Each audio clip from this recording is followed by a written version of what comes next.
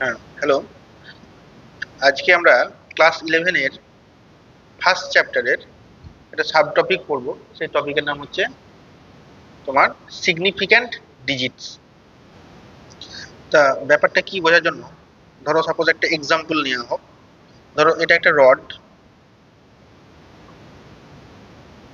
ওকে। এটা একটা রড, এটার লেন্থ আমি মেজার করব। জেনারেলি আমরা যে স্কেল ব্যবহার করে থাকি সেই স্কেলটা কি স্কেল? যে স্কেল ব্যবহার করে থাকি সেই স্কেলটা জেনারেলি মিটার স্কেল। সেখানে সেন্টিমিটার স্কেল বলতে পারো। সেখানে কি হয় সেটা দেখতে মোটামুটি ধরো সাপোজ এরকম, ধরো এরকম দেখতে হয়। কি হলো, তা সেন্টিমিটার স্কেলটা এরকম দেখতে হয়। এটা ধরো সাপোজ 1 সেন্টিমিটার, এটা 2 সেন্টিমিটার, 3 সেন্টিমিটার, এটা 4 সেন্টিমিটার। এইগুলো হচ্ছে মিলিমিটারের ঘর, ঠিক আছে। তো সেটা দিয়ে ধরো সাপোজ আমি এটা মেজার করলাম। এটা এখানে স্কেল রাখলাম, স্কেল রেখে স্কেল রেখে আমরা মেজার করছি, ঠিক আছে। তো সাপোজ এরকম আছে, সাপোজ এখানে 3 আছে। এটা 1 2 3 4 এরকম ভাবে, 5, এটা 3.5, ঠিক আছে। এটা হচ্ছে 3.5, এটা 3। এবার মোটামুটি যদি মেজার করা হয় তাহলে দেখা যাচ্ছে আমাদের নর্মাল চোখ অনুযায়ী, যেটা এই রডটার লেন্থ হচ্ছে 3.123 সেন্টিমিটার।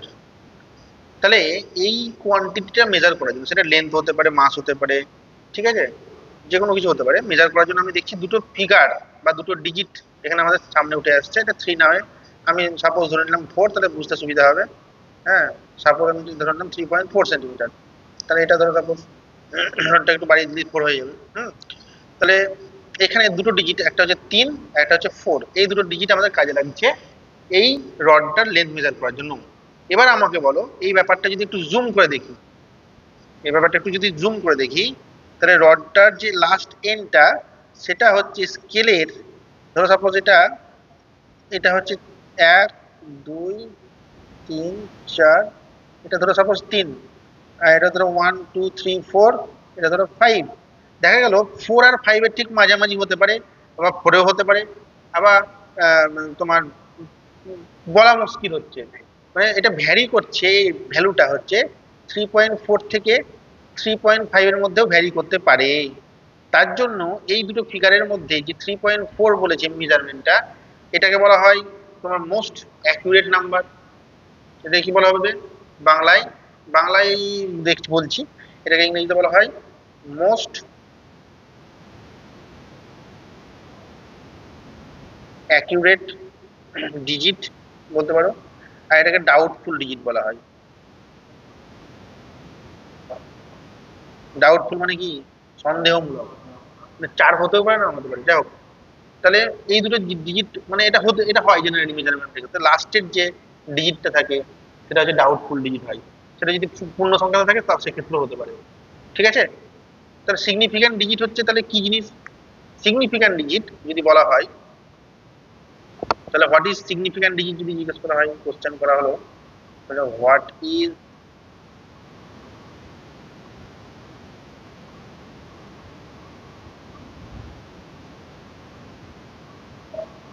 কিরকম হচ্ছে না, কোনটা হয়,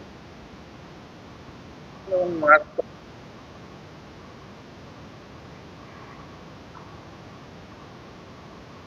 অসুবিধা হচ্ছে ওই পয়েন্টার নেই।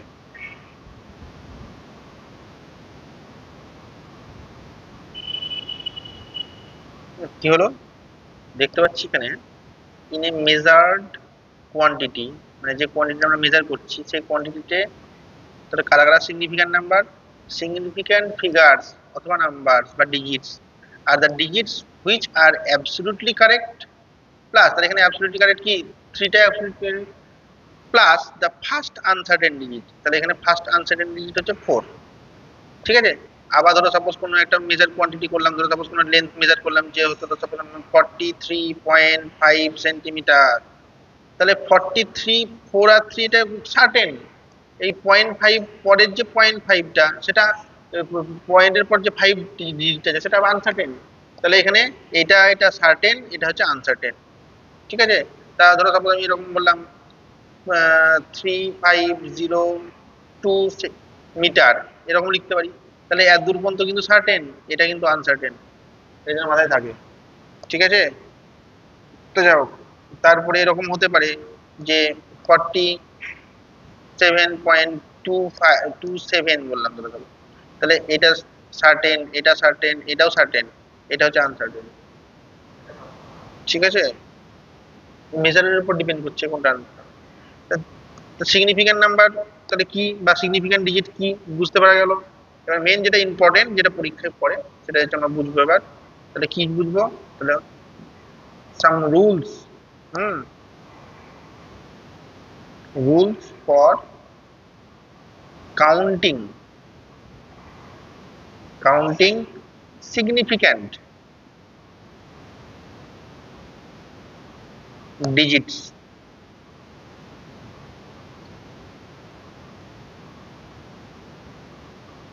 তাহলে রুল নাম্বার 1, তাহলে রুল নাম্বার 1 কি বলছে, বলছে অল, খুব সহজ এটা, অল নন জিরো ডিজিটস আর সিগনিফিক্যান্ট। খুব সহজ, অল নন জিরো ডিজিটস আর সিগনিফিক্যান্ট। তার মানে কোন ডিজিটে যদি কোনো নন জিরো মানে কোনো একটা মানে ডিজিট বলবো না, কোনো একটা মেজার কোয়ান্টিটির মধ্যে যদি যতগুলো নন জিরো ডিজিট দেখতে পাবা, সব হচ্ছে সিগনিফিক্যান্ট হবে। এবার মাথায় রাখতে হবে যে যে রুলগুলো বলবো, সেই রুলগুলো একটা একটার উপরে অ্যাপ্লাই হবে না এরকম ব্যাপার না, সেই রুলগুলো আগের একটা রুলে অ্যাপ্লাই করতে গিয়ে আগের রুলগুলো কিন্তু মাথায় রাখতে হতে পারে। ঠিক আছে, সেটা আমরা দেখবো আস্তে আস্তে, যত এগোবো তখন বুঝতে পারবো। তাহলে ধরো সাপোজ একটা এক্সাম্পল নিলাম, ধরো সাপোজ 125.72 এরকম বললাম। ধরো কোনো একটা জিনিসের ওয়েট মাপলাম এত কেজি, হ্যাঁ, কোনো একটা ওয়েট, কোনো ওয়েট তো না, মাস মাপলাম, মাস মেজার করলাম। তাহলে এখানে একটাও জিরো নাই, তাহলে এখানে নাম্বার অফ সিগনিফিক্যান্ট ডিজিট কত হবে, একটা, দুটো, তিনটে, চারটে, পাঁচটা। তাহলে হচ্ছে number of significant digit, number of significant digit. এই কথাটা বারে বারে আমাকে, এই ব্যাপারটা বারে বারে আমাকে নোট লিখতে হবে, তার জন্য এটাকে আমি কপি করে রাখছি। ঠিক আছে, তাহলে এখানে কত হবে, number of significant digit 5, 1 2 3 4 5। Clear না, ক্লিয়ার না? এবার দেখবো আমরা রুল নাম্বার 2, দ্য জিরোস। কি লিখছি দেখো, the zeros appearing between two non-zero, এটা এখানে লিখছি না, two non-zero digits। non-zero digit মানেই বলতে পারি আমি significant digit।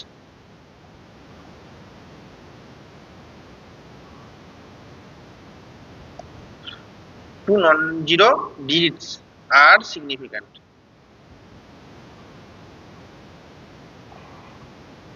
প্রত্যেকটা রুল বুঝতে পারবো, তুমি কমপ্লিট বুঝতে পারবো।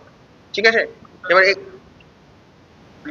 দা জিরোস অ্যাপিয়ারিং বিটুইন টু, দুটো দুটো সিগনিফিক্যান্ট ডিজিটের মাঝে যদি কোনো, the zeros appearing between two non zero digits, example যদি নেওয়া হয় তাহলে বুঝতে পারা যাবে। এক্সাম্পল ধরো সাপোজ আমি বললাম 6.026, এখানে দেখো এই 6 হচ্ছে সিগনিফিক্যান্ট ডিজিট, 2 সিগনিফিক্যান্ট ডিজিট, 6 ও সিগনিফিক্যান্ট ডিজিট। এবার কোশ্চেন হচ্ছে এই জিরোটা কি সিগনিফিক্যান্ট ডিজিট হবে? তা এই 626 এটা সিগনিফিক্যান্ট কেন বললাম, কারণ আমি 1 নম্বর রুলে বলেছে যে সমস্ত non zero digit, all non zero digit are significant. এবার সেকেন্ড রুলে বলছে দ্য জিরো অর জিরোস, এখানে জিরো, জিরোসটা ব্র্যাকেটে দেওয়া উচিত। এটা আমি, এটা মানে হচ্ছে জিরো অর জিরোস। জিরো হতে পারে একটা, একের বেশি জিরো হতে পারে।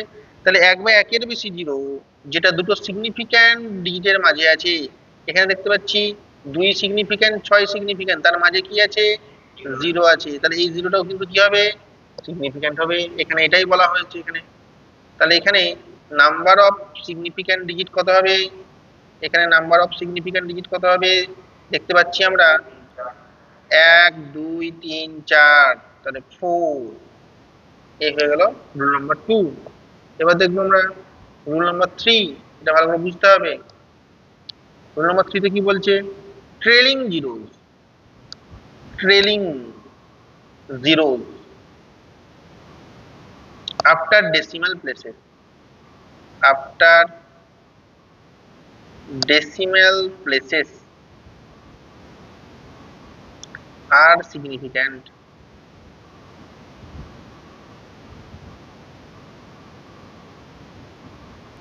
ট্রেলিং জিরো মানে হচ্ছে আফটার ডেসিমাল প্লেসেস, বলছে কোনো মেজারমেন্টে কোনো ডেসিমাল আছে বা কোনো দশমিক আছে, দশমিকের পর যদি কোনো জিরো থাকে, ট্রেল করে মানে আরো বেশি থাকে, কোনো শেষেও থাকে নাম্বারের, তাহলে কোনো সিগনিফিক্যান্ট নাম্বারের পরেও যদি থেকে যায়, সেই সমস্ত জিরো কিন্তু সিগনিফিক্যান্ট ডিজিট হবে। যেমন ধরো সাপোজ আমি বললাম যে কোনো একটা অবজেক্টের লেন্থ মেজার করলাম আমি, ধরো সাপোজ 6.500 এরকম দেওয়া আছে কোথাও কোনো বইয়ে সেন্টিমিটার। তোমার আমরা আগে ভাবতাম হয়তো এই বাকি জিরোগুলো তো কোনো ভ্যালু নাই, কেন দেওয়া আছে এই জিরোগুলো? এই জিরোর ভ্যালু আছে, এটা হচ্ছে এই জিরোর ভ্যালু আছে, কারণ আমার এই জিরোটা কিন্তু আনসার্টেন, জিরোটা জিরো হতে পারে, 1 হতে পারে। সেই সেন্সে এটার তোমার ভ্যালু মানে এটা সিগনিফিক্যান্ট ভ্যালু আছে। সেই সেন্সে এই যে দুটো জিরো আছে, এই জিরো দুটো কিন্তু সিগনিফিক্যান্ট ডিজিট হবে। তা এটাই বলা হয়েছে এখানে trailing zeros, trailing zeros after decimal place, ডেসিমালের পর বা দশমিকের পর যদি জিরো থাকে, শেষের দিকে কোনো নাম্বারের শেষে যদি জিরো থাকে, সেই জিরোগুলো কিন্তু সিগনিফিক্যান্ট ডিজিটের সাথে কাউন্ট করা হবে। তাহলে এখানে কি হবে? এখানে যেটা হবে নাম্বার অফ সিগনিফিক্যান্ট ডিজিট, এখানে কত হবে? এখানে হচ্ছে নাম্বার অফ সিগনিফিক্যান্ট ডিজিট হচ্ছে এক, তোমার 1 2 3 4। তাহলে আমি এখানে কি লিখবো? 4। এইটা ইম্পর্টেন্ট, কিন্তু ভুলে না যাও, মনে রাখতে হবে। এবার rule number 4।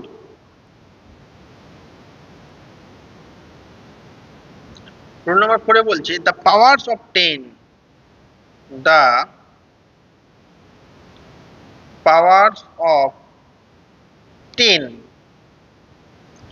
are not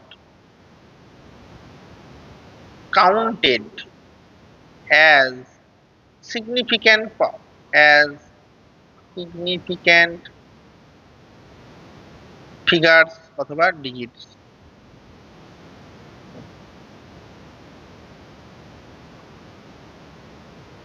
example যদি নেওয়া হয়, ধরো সাপোজ কোনো একটা অবজেক্টের মাস ইকুয়াল টু, ধরো সাপোজ আমি বললাম 1.4 ইন্টু 10⁻⁷ কেজি, সাপোজ আমি বললাম। তাহলে এইখানে এই যে 10⁻⁷, এটার কোনো কিন্তু সিগনিফিক্যান্ট ভ্যালু নাই, এটা কিন্তু কোনো সিগনিফিক্যান্ট ভ্যালু নাই, বাদ চলে যাবে। তাহলে এখানে শুধুমাত্র 1 আর 4 এই দুটোই হচ্ছে সিগনিফিক্যান্ট ডিজিট হবে। তাহলে এখানে কতগুলো সিগনিফিক্যান্ট ডিজিট হবে? এখানে নাম্বার অফ সিগনিফিক্যান্ট ডিজিট হচ্ছে ইকুয়াল টু হচ্ছে 2। যেহেতু আমাদের নিয়মে বলা আছে 10 এর পাওয়ার যদি কিছু থাকে, তাহলে তার কোনো সিগনিফিক্যান্ট ভ্যালু থাকবে না। আচ্ছা, রুল নাম্বার 5। রুল নাম্বার 5 কি বলছে? If A measurement is less than 1, খুবই ইম্পর্টেন্ট, এটা very important. If A measurement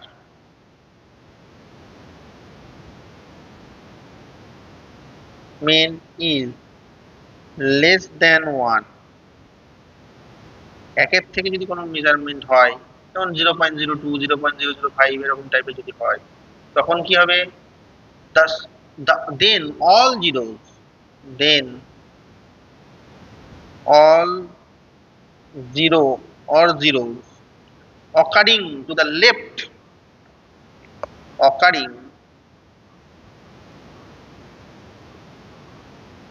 left of last non-zero digit are not significant. Are not significant. তাহলে ব্যাপারটা এক্সাম্পল নিয়ে দেখলে বোঝা যাবে। যেমন ধরো সাপোজ ফর এক্সাম্পল 0.00005 3, এখানে যেখানে যেটা বলা আছে যে ভালো করে দেখো, if A measurement is less than 1, দেখছি এটা লেস দ্যান 1, কারণ কি ডেসিমাল বা পয়েন্টের আগে যে নাম্বারটা আছে সেগুলো হচ্ছে জিরো, তাহলে জিরোর পরে ডেসিমালের পরে দেখছি একটা দুটো তিনটে চারটে জিরো আছে। এবার এটা এক নম্বর একটা কন্ডিশন ফুলফিল করছে, এটা হচ্ছে ভ্যালু হচ্ছে লেস দেন 1। সেকেন্ড কন্ডিশন হচ্ছে এখানে ফার্স্ট সিগনিফিক্যান্ট ডিজিট কিন্তু এটাও না, আবার এখানে এটা হচ্ছে সিগনিফিক্যান্ট ডিজিট। এর লেফটে যত রকম জিরো আছে, দেখো এখানে বলা আছে all non zero occurring to the left of last non zero digit, last যে নন জিরো ডিজিট আছে তার বাঁদিকে যতগুলো নন জিরো আছে সব কি কোনো সিগনিফিক্যান্ট ডিজিটের ক্ষেত্রে কাউন্ট করা যাবে না, কাউন্ট হবে না। তাহলে এক্ষেত্রে নাম্বার অফ সিগনিফিক্যান্ট ডিজিট, এক্ষেত্রে number of significant digit equal to কত হবে, দুটো।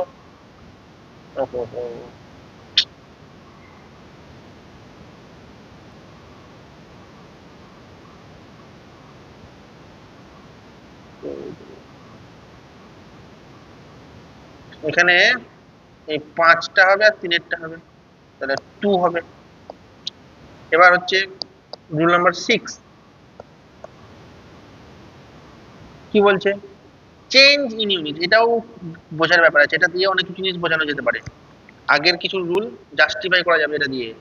এখানে বলছে change in units, change in units মানে একক যদি চেঞ্জ করা হয় of A measurement, of measurement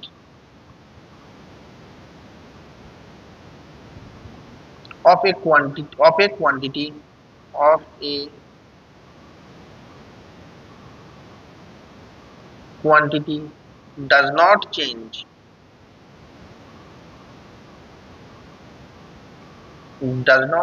the number of significant digit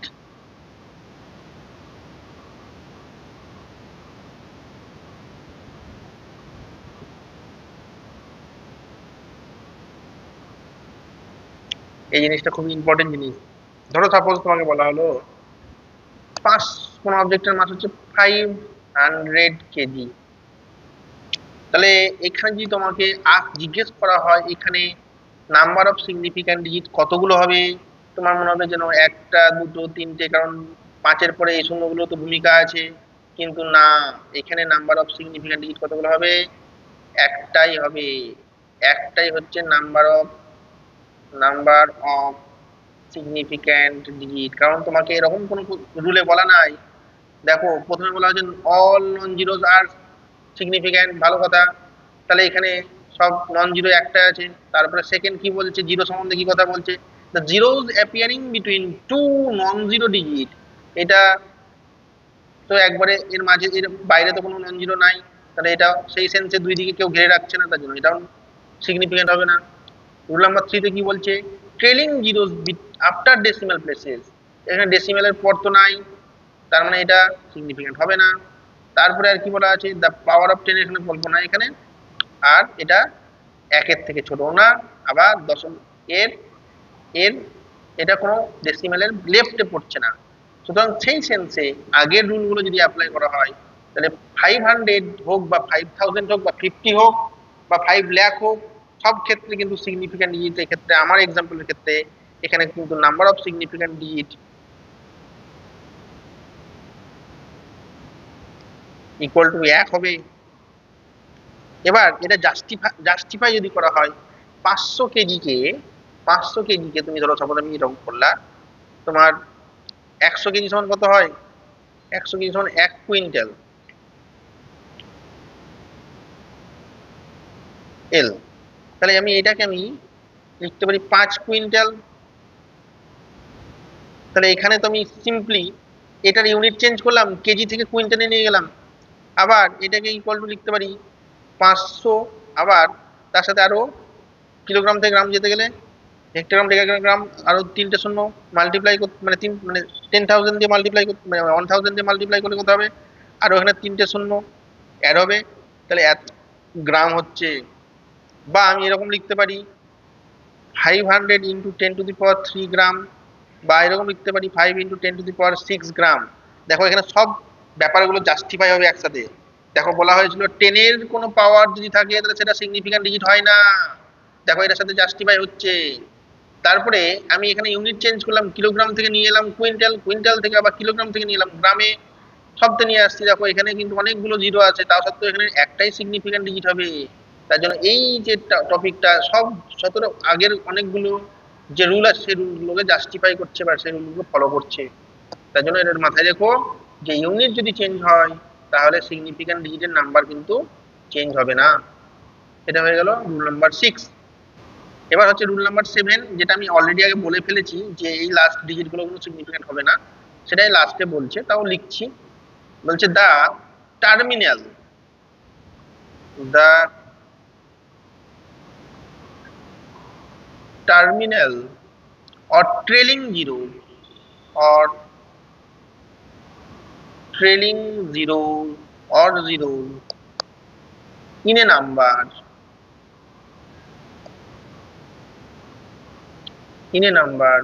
without a decimal point, without a decimal point are not significant.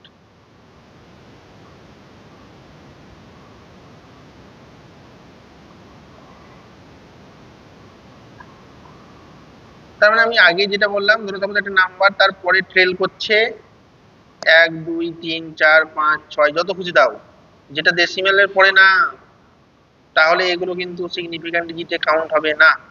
এটা আগেই বলেছি অলরেডি, তাও যেহেতু রুলের নাম্বারিং আছে সেই নাম্বারিং বলে দিতাম। ওকে, বেশ, এতদূর পর্যন্তই তোমরা বলতে পারো। আর একটা রুল বলি, rule number 8। Rule number 8, the exact measurement, ভালো শুনবে, এটা বলা হচ্ছে এক্সাক্ট মেজারমেন্ট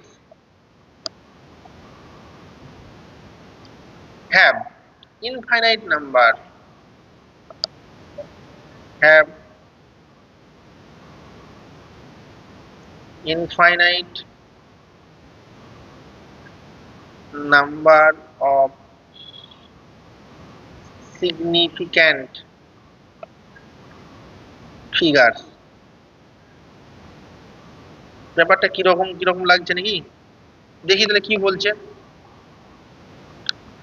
বলা হচ্ছে তোমার ধরো suppose there are 10 bananas in a basket, তাহলে একটা বাস্কেট বা ঝুড়ি আছে, সেখানে ধরো সাপোজ কলা আছে সাপোজ, ঠিক আছে। এরকম বলছে এটার নাম্বার অফ কাউন্ট কত, 10টি, 10। তারপরে হচ্ছে তারপর suppose 46, there are 46 students in a class, একটা ক্লাসের মধ্যে 46টা স্টুডেন্ট আছে। তারপরে বললাম ধরো suppose speed of light in space equal to exact, to be exact কত, 299,792,458 মিটার পার সেকেন্ড, এটা হচ্ছে এক্সাক্ট। তারপরে পাইয়ের ভ্যালু হচ্ছে 22/7, এটা এক্স্যাক্টলি ভ্যালু, ঠিক আছে। তাহলে এইখানে